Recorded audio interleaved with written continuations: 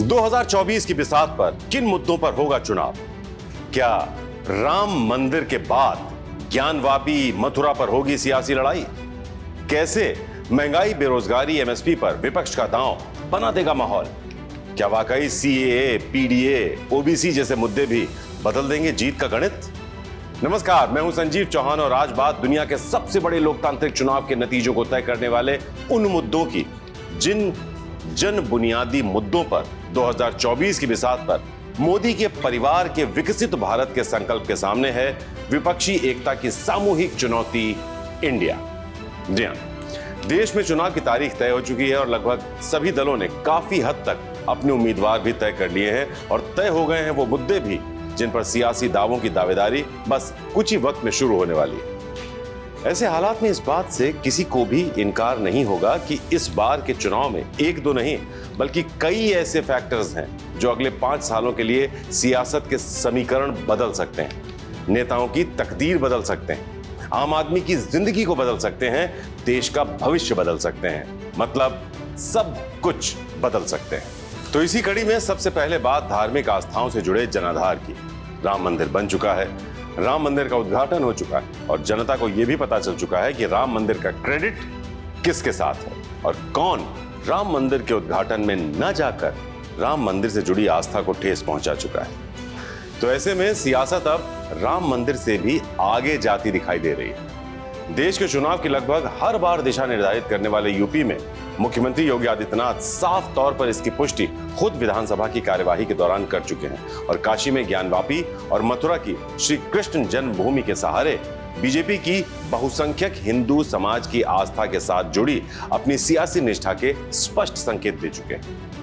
दरअसल सीएम योगी आदित्यनाथ कह चुके हैं कि राम मंदिर पर लंबे अरसे से कुछ लोगों ने सियासत की है मगर हमने बहुसंख्यक समाज की आस्था का सम्मान किया है। राम मंदिर बन चुका है, अब काशी में बैरिकेडिंग हट चुकी है और मथुरा में कृष्ण कन्हैया को तो कौन ही रोक पाएगा। तो सीएम योगी आदित्यनाथ का ये बयान बता रहा है कि अब राम मंदिर पर होने वाली सियासत हिंदू आस्था के प्रतीकों पर हावी सियासत का दूसरा चरण देखेगी और आने वाले वक्त में अयोध्या की जगह काशी और मथुरा सियासत का दूसरा केंद्र बनते दिखाई दे सकते हैं, जिसके सहारे बहुसंख्यक समाज एक मुश्त किस दल के पास जाएगा यह हर कोई जानता है। तो धर्म आधारित राजनीति करने के आरोपों में अक्सर घिरी रहने वाली बीजेपी पर इस बार सीए को लेकर भी सियासी पैंतरा चलने के आरोप लग गए। विपक्ष का आरोप है कि सीए के जरिए बीजेपी ने ध्रुवीकरण का कार्ड खेल दिया है, तो वहीं विपक्ष को सीए पर बीजेपी एक ही जवाब दे रही है, हमने तो बस पड़ोसी देशों के अल्पसंख्यकों को उनका हक दिलाने का काम किया है।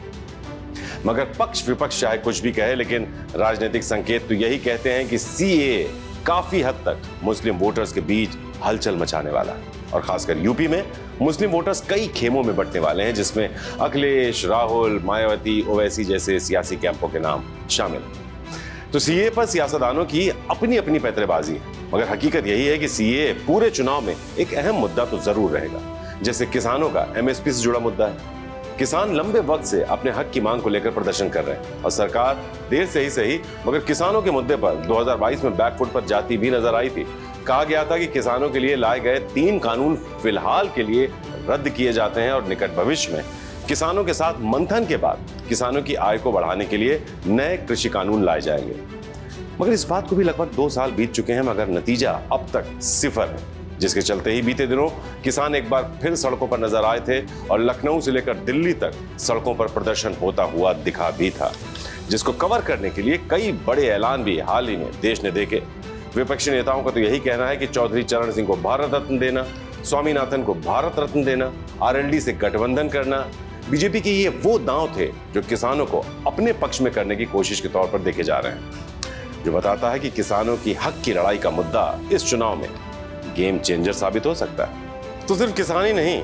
युवाओं को लेकर भी हल्ला बोल किया जा सकता है और युवाओं को नौकरी के वादे के मुद्दे पर विपक्ष लगातार मोदी सरकार को घेर रहा है और बेरोजगारी के लिए मोदी सरकार की नीतियों को लगातार कटघरे में खड़ा कर रहा है। ऐसे में नौकरी के वादे नए भारत के विकास के खाके में किस तरह से चुनावी सरजमी पर कितना असर दिखाएंगे, इसकी बानगी तो लोकसभा चुनाव के नतीजों में ही दिखेगी। मगर यह मुद्दा चुनाव को प्रभावित करेगा, यह बात 16 आने सच है। और एक सच ये भी है कि देश इस वक्त महंगाई के दौर से गुजर रहा है।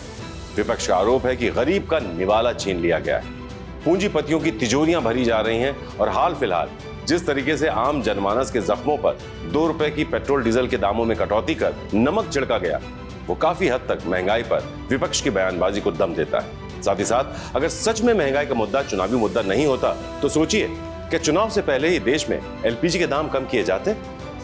बात सोचने वाली है और उससे भी ज्यादा गौर करने वाली बात यह है कि जिस तरीके से हाल के वक्त में जाति आधारित जनगणना की मांग ने जोर पकड़ा है और विपक्षी दलों के नेताओं के साथ साथ सत्ता पक्ष यानी बीजेपी के नेताओं ने भी जातिगत जनगणना पर बयान दिए हैं, वो भी बताते हैं कि आने वाले वक्त में जातिगत जनगणना के बहाने ओबीसी फैक्टर पर भी हो रही राजनीति अपना दम जरूर दिखा सकती है और पिछड़ों, दलितों, अगड़ों और अल्पसंख्यकों से जुड़े पीडीए का जो चुनावी फैक्टर अखिलेश ने गढ़ा है वो भी सत्ता पक्ष बीजेपी के चुनावी हथियारों में शुमार हो सकता है। साथ ही साथ मुद्दा तो इस वक्त आधी आबादी के हक की पूरी लड़ाई का भी हावी हो रहा है। नारी शक्ति के बहाने बीजेपी विपक्षी दलों की मंशा पर हमलावर है और ईवीएम को आधार बनाकर मोदी की शक्ति पर सवाल उठाने वाले राहुल को जोरदार तरीके से घेर कर नारी शक्ति की अस्मिता की लड़ाई को तेज किया जा रहा है। तो कुल मिलाकर साफ है कि आने वाले वक्त में जाति आधारित जनगणना का तिलिस्म,